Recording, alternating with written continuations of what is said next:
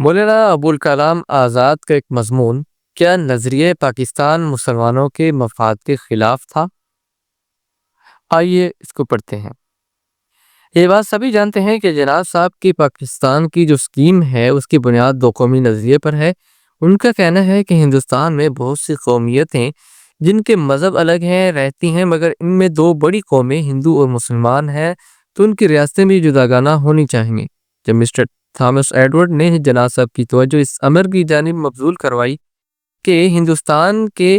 ہزاروں شہروں، گاؤں اور چھوٹے چھوٹے دیہاتوں میں ہندو مسلمان ایک ساتھ بھی رہتے ہیں، تو جناب صاحب نے جواب دیا کہ یہ امر کسی طرح ان کے علیحدہ قومیت پر اثر انداز نہیں ہو سکتا،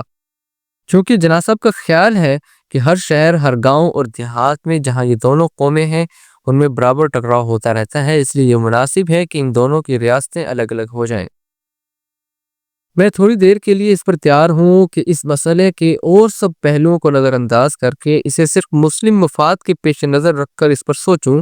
اس پر بھی تیار ہوں کہ اس اسکیم سے واقعی مسلمانوں کو فائدہ پہنچے تو نہ صرف میں اس کو قبول کر لوں گا بلکہ لوگوں کو بھی اس کے ماننے پر تیار کروں گا۔ مگر حقیقت یہ ہے کہ اس اسکیم کو خالص مسلم فرقہ پروری کے نقطہ نظر سے بھی دیکھا جائے تب بھی اس نتیجے پر پہنچنا پڑتا ہے کہ یہ ان کے لیے سود مند نہیں ہے، نہ ان سے ان کے مسائل اور اندیشے جو بالکل جائز ہیں دور ہو سکتے ہیں۔ اگر ہم ٹھنڈے دل سے غور کریں کہ اگر یہ اسکیم مان لی جائے تو اس کی کیا نتائج ہوں گے۔ ہندوستان دو ریاستوں میں تقسیم ہو جائے گا، ایک میں اکثریت مسلمانوں کی ہوگی، دوسری میں ہندوؤں کی، اور ہندوستان کی ریاست میں 3.5 کروڑ مسلمان چھوٹی چھوٹی اقلیتیں بن جائیں گے، 17% یوپی میں، 12% بہار میں، 9% مدراس میں، اور اس طرح ان کی حیثیت اس سے بھی زیادہ کمزور ہو جائے گی جتنی اب ان صوبوں میں ہے جن میں ہندوؤں کی اکثریت ہے۔ تقریباً 1000 سال سے یہ مقامات ان کا وطن ہے جہاں انہوں نے اپنی تہذیب و کلچر کے مشہور ترین مراکز قائم کیے ہیں۔ وہ ایک صبح اٹھیں گے تو ان کو معلوم ہوگا کہ وہ جلا وطن اور غیر ملکی ہیں۔ وہ جو پہلے ہی سے معاشی اور تعلیمی لحاظ سے پسماندہ ہیں اب ایک خالص ہندو راج میں اس کے رحم و کرم پر ہیں۔ دوسری طرف پاکستان میں بھی ان کی حالت کمزور اور غیر محفوظ ہوگی، کیونکہ پاکستان میں کہیں بھی ان کی اتنی اکثریت نہیں ہوگی کہ جتنی ہندوستان کے ریاست میں ہندوؤں کی ہوگی۔ ان کی اکثریت اتنی کم ہوگی کہ وہاں کی تعلیمی، معاشی اور سیاسی قیادت بھی وہاں کے غیر مسلموں کے ہاتھ میں ہوگی، اور اگر یہ نہ بھی ہو اور پاکستان میں مسلمانوں کی بہت کثرت بھی ہو تب بھی ہندوستانی مسلمانوں کے مسائل کیسے حل ہو جائیں گے؟ دونوں ریاستوں میں ٹکراؤ ہوگا اور ایک دوسرے کی اقلیتوں کا ان کے پاس کوئی حل نہیں ہوگا سوائے اس کے کہ ایک دوسرے کی اقلیتوں کی تبدیلی اور ان کے مال و جائیداد کو ضبط کرنے کا سسٹم شروع کریں۔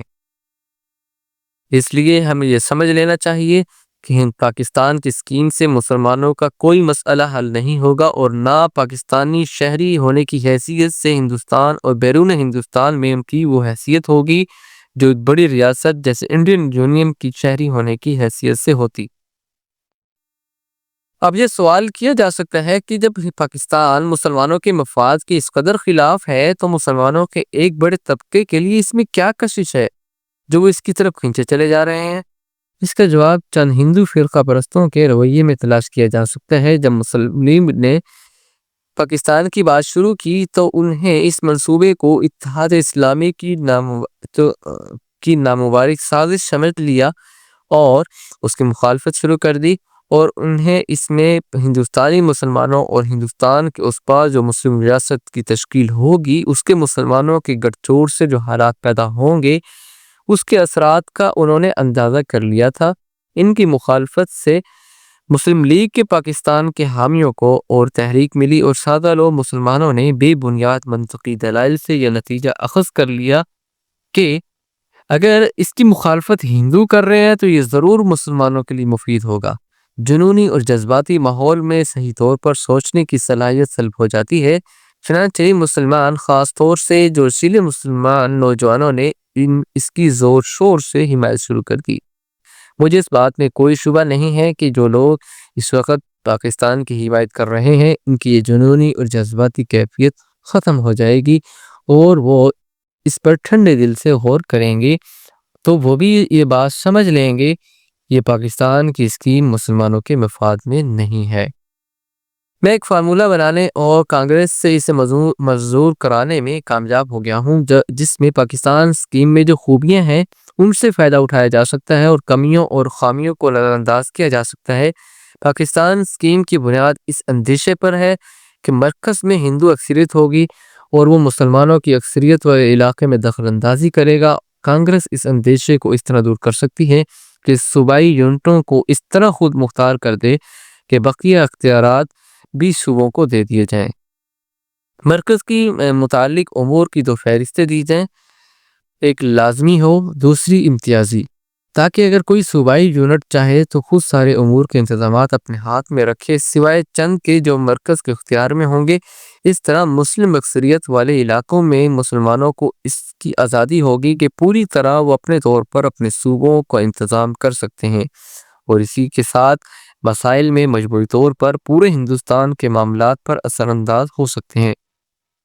اس وقت ہندوستان کی جو صورتحال ہے اس میں مرکزی متحد حکومت کے قیام کی ہر کوشش بیکار ثابت ہوگی۔ اسی طرح ہندوستان کو دو ریاستوں میں تقسیم کرنے کے تباہ کن کوشش بھی ناکام ہوگی۔ اس لیے میں اس نتیجے پر پہنچا ہوں کہ صرف کانگریس کا فارمولہ ایسا فارمولہ ہے جس میں اس کی پوری گنجائش ہے کہ جس میں صوبوں کو اور مجموعی طور پر پورے ہندوستان کو ترقی کے مواقع فراہم ہو سکتے ہیں۔ کانگریس کا فارمولہ اس مسلم اکثریت کے اس اندیشے کو بھی دور کرتا ہے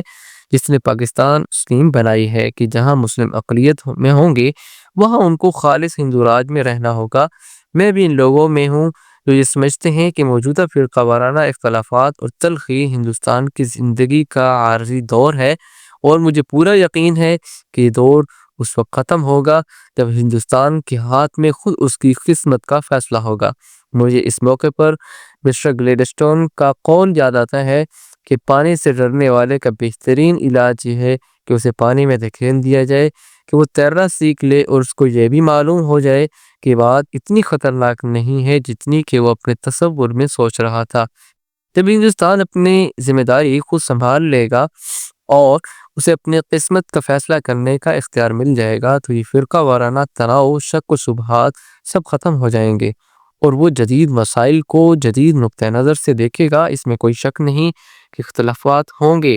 مگر ان کی نوعیت معاشی ہوگی، سیاسی نہیں۔ سیاسی پارٹیوں کے درمیان بھی اختلافات ہوں گے مگر ان اختلافات کی بنیاد مذہب نہیں سیاست ہوگی، بلکہ نئی پالیسیوں میں اور پروگرام کے خاکے کی قومیت کی بجائے کلاس کی بنیاد پر بنیں گے۔ یہ کہا جا سکتا ہے کہ یہ صرف خوش فہمی ہے۔ حالات ممکن ہے ایسے نہ ہو تو میں یہ کہوں گا کہ 9 کروڑ مسلمان ایک عنصر بن جائیں تو انہیں کوئی نظر انداز نہیں کر سکتا اور جو بھی حالات ہوں ان کے پاس اتنے اختیارات اور قوت ہوگی کہ وہ خود اپنی حفاظت کر سکیں گے۔ شکریہ۔